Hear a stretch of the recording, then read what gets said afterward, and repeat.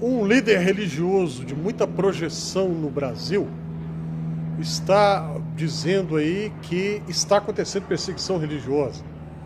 Ele está sendo investigado pela Polícia Federal por conta de envolvimento em atitudes ou ações que são configuradas como ilícitos, e aí está esbravejando e gritando, como é do seu feitio, demonstração de raiva o tempo todo, raiva, raiva, raiva, explodindo de raiva o tempo todo, dizendo que está sendo vítima de perseguição religiosa. Existe perseguição religiosa no Brasil? Resposta: não, não existe de jeito nenhum. A Marcha para Jesus acontece todo ano há muitos anos no país, nunca foi proibida. Faz parte até do calendário oficial de algumas cidades. Igrejas estão abertas aí para todo lado. Aliás, não apenas igrejas cristãs, mas todas as tradições religiosas estão operando tranquilamente suas atividades. Não há nenhum impedimento, não há nada da parte do governo de perseguição a qualquer tradição religiosa, qualquer que seja. Poucos anos atrás diziam, que se o partido que está no momento na presidência da República, se ganhasse, igrejas seriam fechadas. Não aconteceu nada. Nem vai acontecer de jeito nenhum. Aí, nessa divulgação de notícias falsas para instalar medo no coração das pessoas, muitos dizem: vão fazer aqui igual na China. Ou nada. A China, ao contrário do que muita gente pensa, tem liberdade religiosa também. Não tinha, de fato, anos atrás, na época da chamada Revolução Cultural, por exemplo, no tempo de Mao Tse-tung, aí, de fato, havia perseguição.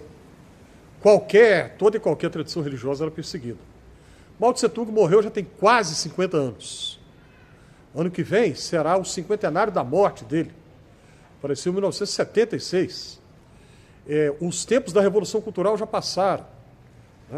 E eu vou pedir licença para você para falar aqui agora na primeira pessoa do singular. Eu estive na China ano passado, 2024, passei uma semana lá.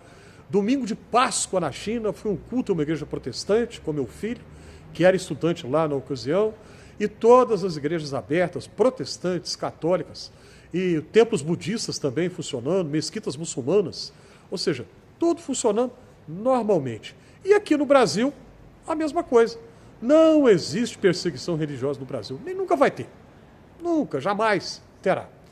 Esse líder religioso, então, que sempre fala com uma arrogância muito grande, um tom muito soberbo, ele se apresenta como se ele fosse o Papa dos evangélicos, como se ele fosse o representante oficial da comunidade evangélica brasileira, uma pretensão muito grande, porque ninguém o nomeou como tal.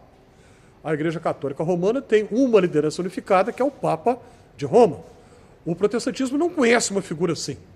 Esse líder brasileiro quer ser a voz oficial dos evangélicos no Brasil. Se autonomeou como tal, repito. Ninguém pode se apresentar dizendo: eu sou o representante dos evangélicos. Isso simplesmente não existe. E ele, então, tem todo o direito de se defender das acusações que recebeu a investigação da Polícia Federal. Se a Polícia Federal fez, sabe o que está fazendo.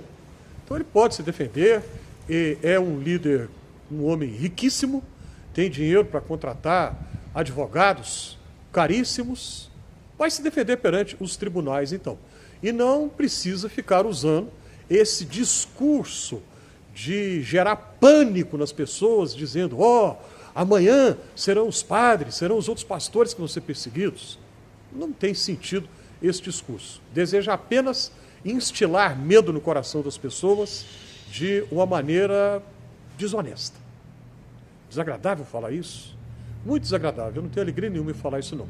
Mas, lamentavelmente, é o que está acontecendo. Graças a Deus, o Brasil é um país de absoluta e plena liberdade religiosa. Nem os Estados Unidos têm tanta liberdade religiosa como nós temos aqui.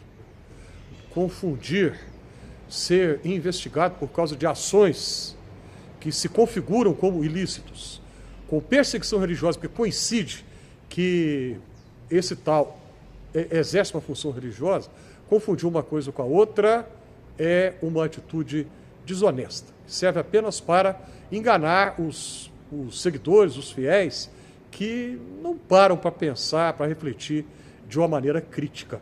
Deveriam fazer isso. Se o que eu falei faz algum sentido para você, clica aí na mãozinha do joinha, inscreva-se aqui no Fé e Café, ajude a divulgar esse conteúdo. E se você já fez a sua inscrição, eu te agradeço de verdade.